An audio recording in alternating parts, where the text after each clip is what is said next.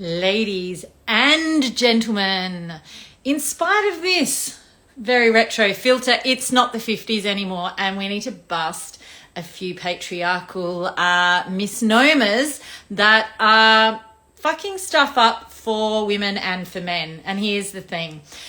Let's talk about periods. And if you're a man, you need to hear this too, unless you know no women.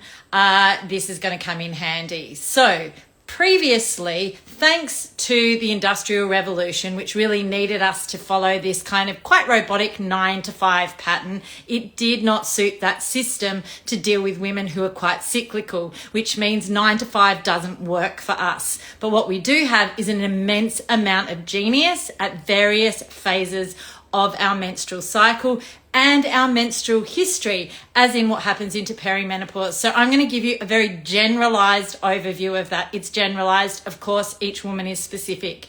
So premenstrual week, this is a week where women have a lot of wisdom. They have a lot of insight. They are very, very good at noticing what is going wrong. Now, what they might not be great at is really reading the temperature on that. The volume is up full blast. So this is a time where women can harness risk assessment. We can look around. We can see what needs changing. Great time to write that down. Leading into the week where we bleed, there's a lot of wisdom in this time to come up with the solutions. It's a quieter, more introspective time. The other thing that's happening is our bodies are doing a lot of work. We're tired and we need to rest. So women, you need to allow yourself this space to rest and this time to reflect on whatever has come up in the week previous.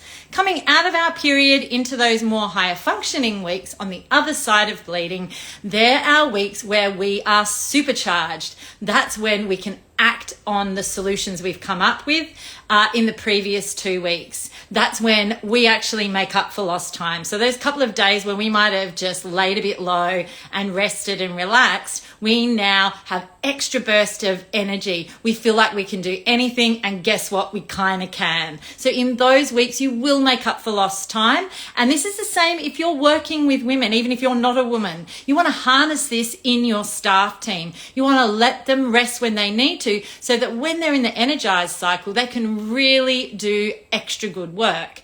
Now, for women moving into perimenopause, guess what? This little phase of our life goes for somewhere around 15 years. So this is like a whole section of time that previously, very much to do with patriarchal systems, we've been very quiet about that because typically women haven't really mattered. Once we're past breeding age, apparently that's where we just like kind of send us off somewhere and, oh, don't listen to us. What do we have to say? Well, guess what? We've got a lot. And a little bit like that PMS week, we have a lot of heightened insight.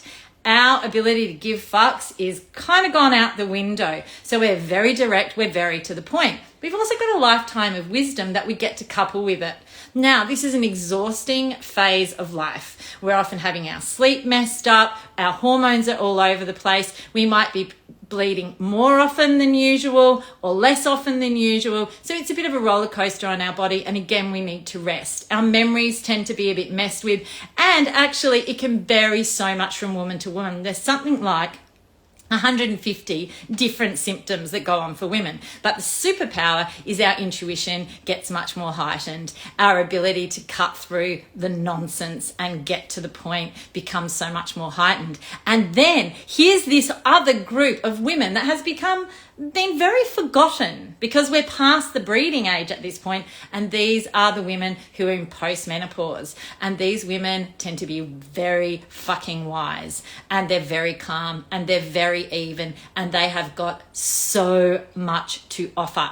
So women, please honor your cycles and realize that the reason they have been pathologized and not honored is because of systems that were not women friendly, that needed us to breed and sit quietly in the corner and support Industrial Revolution, and also the things that said that really we didn't count past our breeding age. Well, guess what? We count, and we need to look after ourselves.